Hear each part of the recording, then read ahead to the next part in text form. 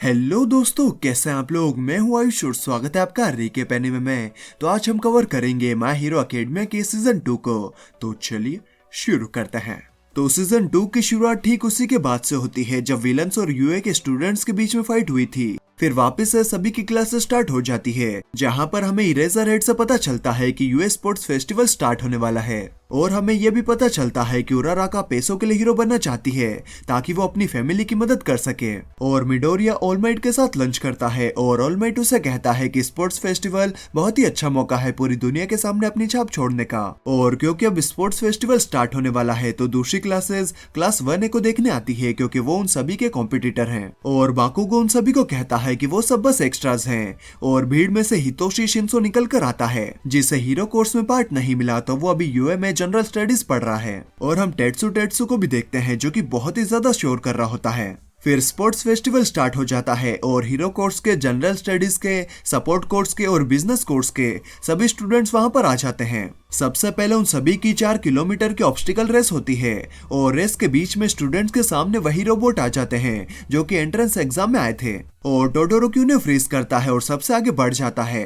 फिर हमें पता चलता है कि किरिशिमा और टेट्सु दोनों के पास ही सेम पावर है, जिसकी मदद से वो रोबोट्स को खत्म करते हैं। और मिडोरी अभी भी अपनी पावर को अच्छे से इस्तेमाल नहीं कर सकता, तो वो एक रोबोट का एक टूटा हुआ पार्ट उठा लेता है, क्योंकि उसे लगता है कि वो पार्ट उसके किसी काम आ सकता है। फिर सभी के सामने दूसरी ऑब्स्टिकल आती है, द फॉल, जहां पर हम देखते हैं हाट्सुमे को, जो कि अपने इन्वेंशन का इस्तेमाल करके आसानी से उस ऑब्स्टिकल को पार कर लेती है। और तीसरी ऑब्स्टिकल होती है माइनफील्ड, जहां पर बाकुगो टोडोरोकी फर्स्ट आने के लिए सबसे आगे लड़ रहे होते हैं। और मिडोरिया बहुत सारी माइंस इकट्ठी करता है और रोबोट के उस पार्ट के साथ में उस पर इस तरीके से कूदता है कि वो सबसे आगे पहुंच जाता है। और मिडोरिया फर्स्ट आ जाता है और दूसरा इवेंट होता है कैवेलरी बैटल। और सभी को रेस में उनकी पोजीशंस के हिसाब से पॉइंट्स मिलते हैं। और क्योंकि मिडोरिया फर्स्ट आया होता है तो उसे मिलते हैं 10 मिलियन पॉइंट्स, जिसकी वजह से वो बैटल में सभी का टारगेट बन जाता है। और जो भी लोग मिलकर टीम बनाएंगे उन सभी के पॉइंट्स को एक साथ जोड़ा जाएगा और टोटल पॉइंट्स का हेडबैंड टीम के एक बंदे को बांधा जाएगा।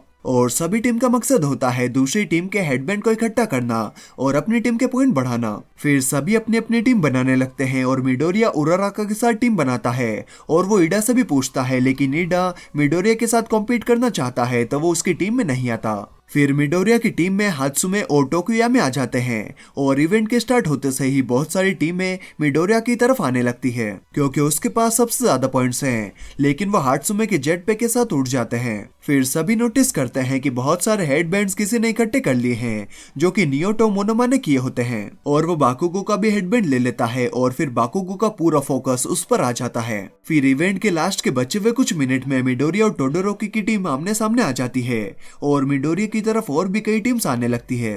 तो टोडोरोकी उन सभी को फ्रीज कर देता है और उन सभी के हेडबैंड्स ले लेता है। फिर वो वापस से मिडोरिया की टीम के सामने आ जाता है। मिडोरिया टोडोरोकी के अटैक से बचता रहता है, तो ईडा को अपना सीक्रेट मूव चलना पड़ता है और वो मिडोरिया के हेडबैंड को हासिल कर लेते हैं। तो मिडोरिया की टीम हेडबैंड फिर से लेने के लिए उन पर अटैक करती है। फिर हम देखते हैं कि बाकुगो मोनोमो से 2 हेडबैंड्स हासिल कर लेता है, लेकिन वो इतनों से ही खुश नहीं होता और उसके सभी हेडबैंड्स को लेने की कोशिश करता है। और मिडोरिया 1 फॉर ऑल का यूज करके टोडोरोकी से एक हेडबैंड ले लेता है, लेकिन वो 10 मिलियन का नहीं होता।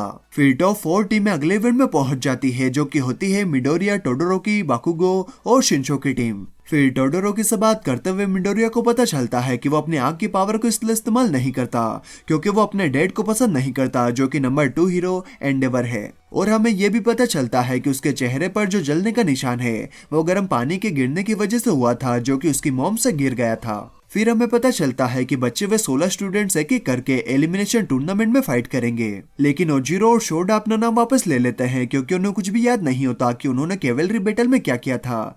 तो उन्हें नहीं लगता कि वो फाइनल इवेंट में फाइट करना डिजर्व करते हैं। तो टेट्सु और इबारा शियोसाकी उन दोनों की जगह ले लेते हैं।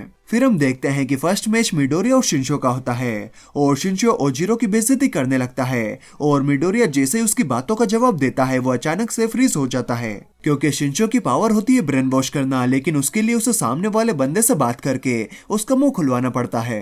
तो वो मिडोरिया का ब्रेन वॉश करके उसे रिंग से बाहर जाने के लिए कहता है। और जब मिडोरिया बाहर जा रहा होता है तो उसे उन सभी हीरोज की झलक दिखाई देती है जिनके पास 1 फॉर ऑल थी। और इसी की वजह से वो अपनी उंगलियों का इस्तेमाल करता है और शिंशो की ब्रेन वॉशिंग से बाहर आ जाता है। फिर वो दोनों एक दूसरे को मुक्के मारते हैं और मिडोरिया शिंशो को रिंग के बाहर पटक देता है। फिर मिडोरिया उस विजन के बारे में ऑल माइट को बताता है तो ऑल माइट बताता है कि ऐसा पहले उसके साथ भी हुआ था और इसके बारे में चिंता करने की कोई बात नहीं है। फिर सेकंड मैच सीरो और टोडोरोकी का होता है तो टोडोरोकी उसे फ्रीज करके आराम से जीत जाता है। फिर थर्ड मैच कामिनारी और शियोजाकी के बीच में होता है। शियोजाकी अपनी पावर से कामिनारी के इलेक्ट्रिक अटैक से बच जाती है और अपनी जटों का इस्तेमाल करके उसे पटक कर हरा देती है। फिर फोर्थ मैच ईडा और हात्सुमे का होता है जिसमें कि हात्सुमे बस अपने आइटम्स का एडवर्टाइजमेंट करती है और रिंग से बाहर हो जाती है तो ईडा जीत जाता है। फिर फिफ्थ मैच होता है माइना और आयोमा के बीच और माइना जीत जाती है। फिर सिक्स्थ मैच होता है टोकोयामी और मोमो के बीच और डार्क शेडोजी की मदद से टोकोयामी पल भर में ही मोमो को रिंग से बाहर करके जीत जाता है। फिर अगले मैच में टेट्सु और किरिशिमा लड़ते हैं लेकिन वो दोनों ही बेहोश हो जाते हैं और उनका मैच ड्रॉ हो जाता है। फिर उराराका लड़ने जाती है बाकुगो से और उसे जीतने के लिए वो बहुत देर तक लड़ती है लेकिन आखिर में वो हार जाती है। फिर टेट्सु और किरिशिमा के बीच में पंजा लड़ाया जाता है विनर डिसाइड करने के लिए और किरिशिमा जीत जाता है। फिर सेकेंड राउंड स्टार्ट हो जाता है और मिडोरिया का पहला मैच होता है टोडोरोकी से जहां पर टोडोरोकी बार बार आइस अटैक कर रहा होता है और मिडोरिया अपनी उंगलियों को तोड़ तोड़ कर उस पर काउंटर अटैक कर रहा होता है। इसी बीच हमें टोडोरोकी के पास्ट के कुछ सीन्स दिखाए जाते हैं जहां पर उसकी मॉम पागल हो जाती है और टोडोरोकी पर गर्म पानी गिरा देती है जिसके बाद एंडेवर उसकी मॉम को हॉस्पिटलाइज करवा देता है जिसकी वजह से टोडोरोकी एंडेवर और उसकी फायर पावर दोनों से नफरत करता है इसीलिए वो फायर पावर यूज नहीं करता। फिर मिडोरिया टोडोरोकी को रियलाइज करवाता है कि वो फायर पावर उसी की है बल्कि उसके डैड की नहीं तो टोडोरोकी अपनी फायर पावर यूज करता है और एक बहुत ही बड़े धमाके के बाद में मिडोरिया वो मैच हार जाता है। और क्योंकि मिडोरिया ने अपनी पूरी बॉडी को बहुत ही बुरी तरीके से इंजर्ड कर लिया होता है तो रिकवरी गर्ल कहती है कि वो ऐसी चोटों को अब ठीक नहीं करेगी तो मिडोरिया को वन फॉर ऑल को कंट्रोल करना सीखना होगा।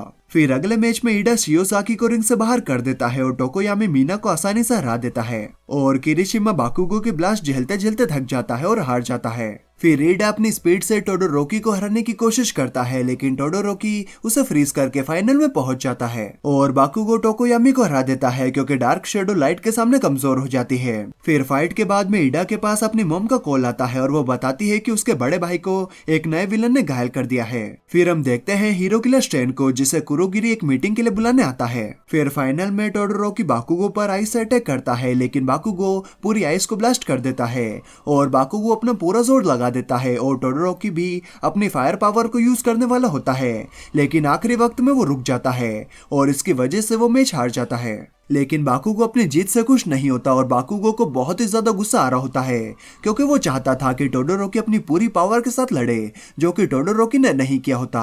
फिर मिडनाइट अपनी पावर का यूज करके बाकुगो को सुला देती है और फिर बाकुगो को जबरदस्ती मेडल दिया जाता है और फाइनल के बाद भी टोडोरोकी को समझ में नहीं आता कि उसे अपनी पावर्स यूज करना चाहिए या नहीं तो वो अपनी मॉम से मिलने जाता है जो कि अभी तक हॉस्पिटलाइज है।